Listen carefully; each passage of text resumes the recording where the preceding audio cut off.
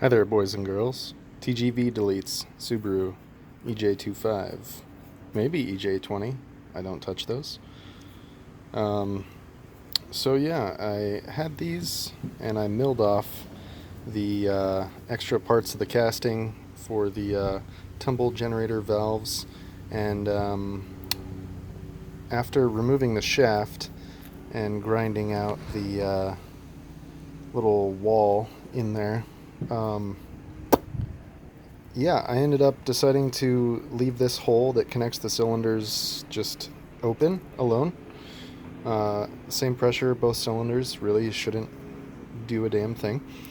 And yeah, rather than trying to really close this up, I just tapped it with pipe thread, 1/8 inch MPT, and that worked out well. Um, for that, I would recommend an NHTE plus 8 if you're going for these through plugs with no cap like these. These ones, I don't know, are more forgiving. Um, but normal hand thread engagement plus 8. Give yourself a lot of room. Don't put the tap in there too far.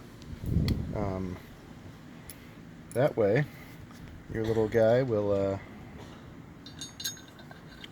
not go all the way through. So it's already normal hand thread engagement right there. So plenty of room for this to not go through.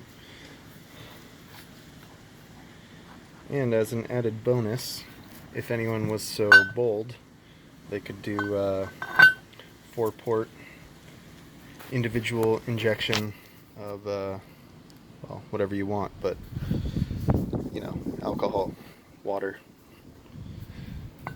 It's a nice advantage having these pipe plugs ready. So another thing, you know, I was overzealous when I was milling, and I didn't give myself enough shoulder on that one. So right here, see how I left some material for some depth to tap. I didn't do that over here, so I had to go through the labor of welding, and you know, TIG welding used aluminum is a terrible thing to have to do. And again, later I had to do it right here. On used aluminum, you get holes right there. My only hole was a small one right over here, so that's just aesthetic. But yeah, I milled through, and so it came through right there where you can see that black porosity area. So yeah, plug that, not a problem.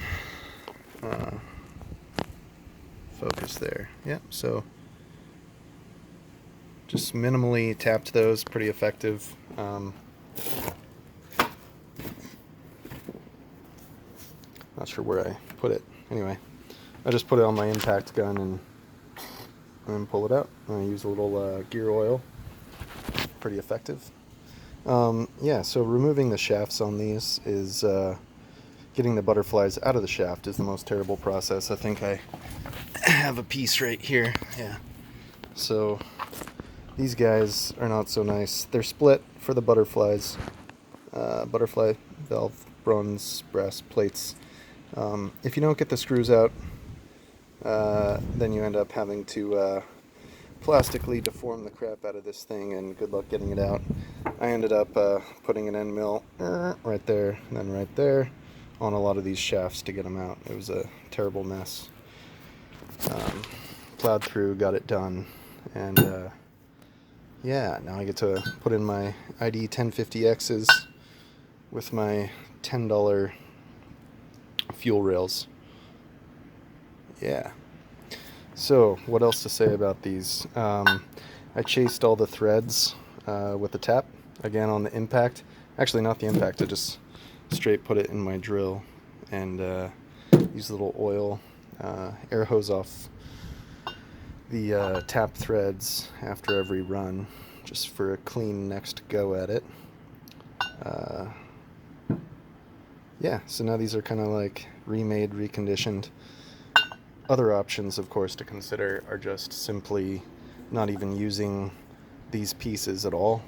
If you just get an intake manifold with longer runners and avoid these whatsoever, and then just do a side feed to top feed conversion, you won't even have to live in this world of doing this.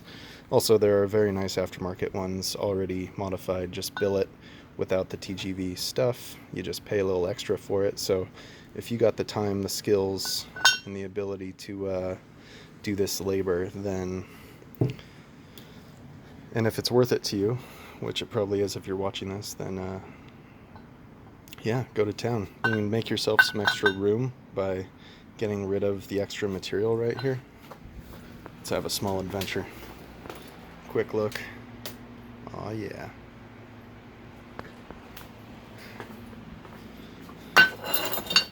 So these are the ones I was previously running, obviously side feed, top feed, but this extra material is all the same. And previously I've always left that little wall in there and the shaft. Not recommended. But yeah, once you get out the plates, like as these are right now, you could just turn this, set it on the side like that, and then whack this thing real hard with a hammer, and you're not going to break anything except the things that you want to remove anyway. Also, I am probably going to be running these again. I already was. Some nice spacers that I milled to be very parallel on their two faces. Works quite well.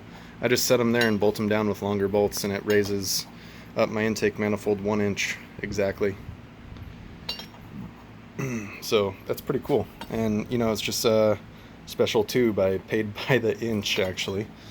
So made a set for my wife's car, my car. Yeah, let's see. Got the oil accumulator going in soon. New whole set turbo over here. A lot of custom stuff. Made my own stainless turbo back exhaust. Technically a little bit before the turbo there with that guy. Anyway, lots of fun stuff. So yeah, TGVs.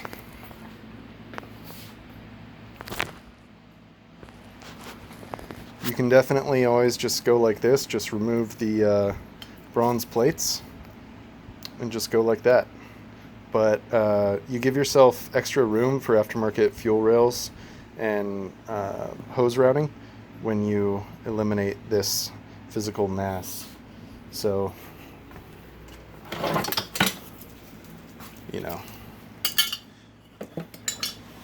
you got your fuel rail and your AN line typically coming off, and you know you're already fighting your AVCS line, your water pipe, sometimes your intake manifold. If you get rid of this, you get some extra room. Yeah. Another thing too, I saw, I didn't research this very well prior to doing it, I just went straight in. I could have just milled through this section.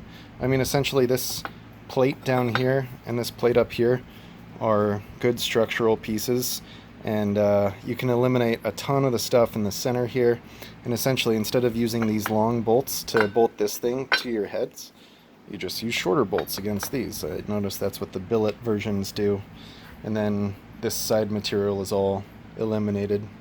So that's pretty cool, but I had already milled mine, so I'm not going to go do any more extra work. So yeah, I had to do lots of welding, milling, threading, ready to rock these.